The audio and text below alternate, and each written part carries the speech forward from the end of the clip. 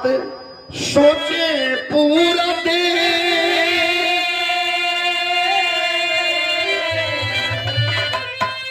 ये बात सोचे पूरा देश, मन है कैसे मन के अखिलेश जी।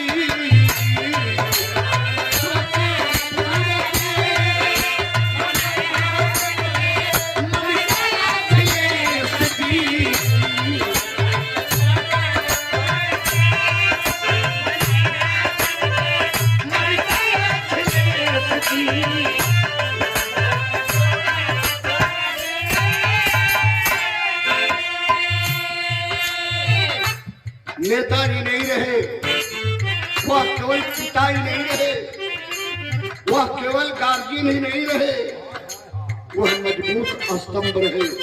समाजवाद के नेता नाम मुलायम केवल नेता नहीं था, एक युग का अंत हुआ है। राजनीति के एक युग का अंत हुआ है। तो कहना है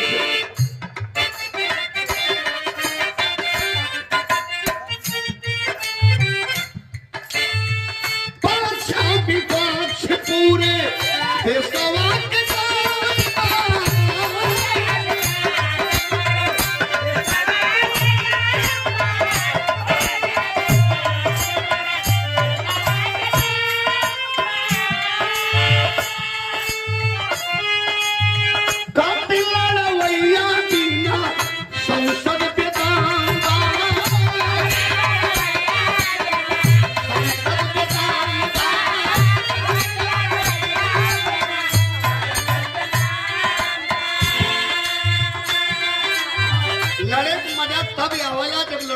कातिल होला।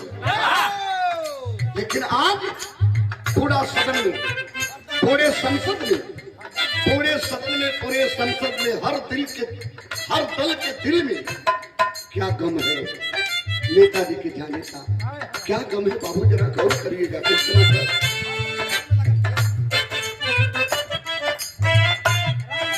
तो हर दल के दिल में लागल थे,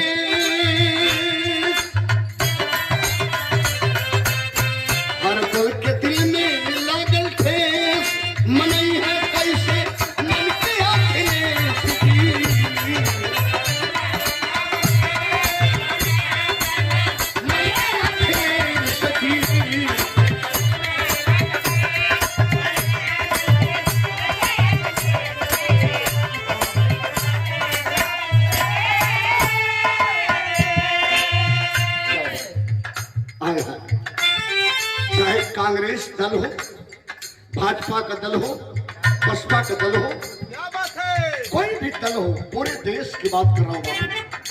ऐसा नेता हम लोग नहीं पाएंगे, ऐसा नेता हम लोग नहीं पाएंगे। मुलायम एक विचार था, मुलायम एक युग था। क्या बात है, मुलायम केवल एक नेता का ही नाम नहीं था, राजनीति के एक युग का नाम मुलायम था।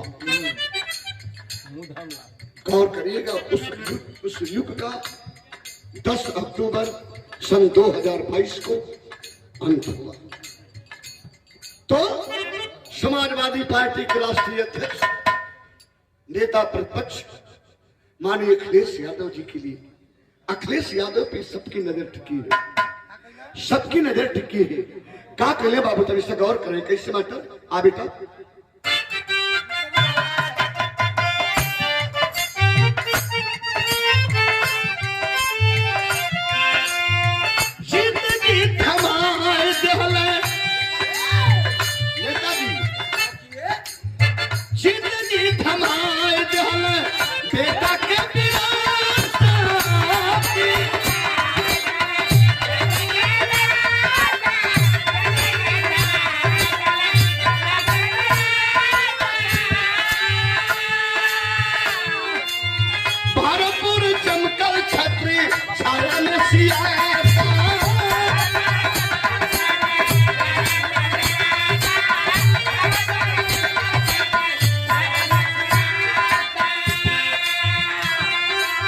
नेताजी जब जिंदा रहे तभी सियासत की बागडोर बड़े भैया माननीय अखिलेश यादव जी को थमा दिए। उनके छत्र छाया में रह करके उत्तर प्रदेश के मुखिया बने माननीय अखिलेश यादव। जब मुखिया बने तो काम बोलता है। गौर करिएगा, इस वनांचल की धरती पर बैठे देवता तुल्य हमारे मुकद्दर के मालिक सम्मानित श्रोता भगवान, गौर करिएगा। 2 लाइन और है लेकिन बड़ी बेहतरीन है। यह श्रद्धांजलि है, श्रद्धांजलि ज्ञापित कर रहा उस महान आत्मा को। परमात्मा जहां भी रखे, जिस रूप में रखे हो, स्वर्ग में उच्च स्थान मिले। तो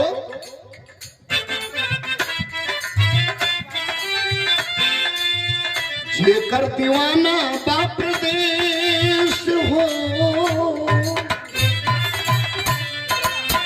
जेकर दीवाना बाप देश, मनई है कैसे मनेगा अखिलेश जी।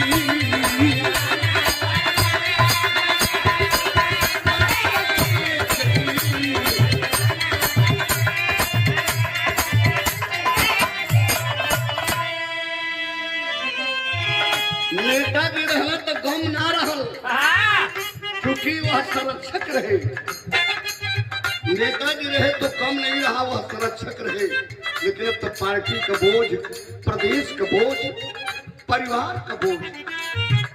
लेकिन एक लक्षण होला कि बांस के बांस में जड़ जन, बांस के बांस में, बांस के जड़ में बासठ जन्मी, कबो घमोर न जन्मी। तो पार्टी परिवार बोझी सहस्त्र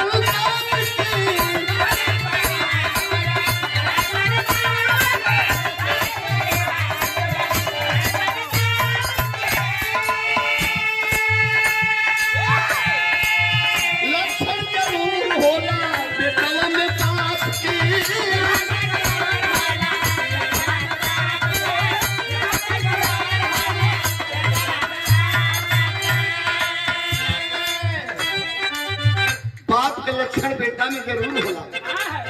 इसलिए सबकी नजर अखिलेश जी पे टिकी है। नेता रहे नेताजी सुभाष चंद्र बोस और नेताजी धरती पुत्र माननीय मुलायम सिंह यादव।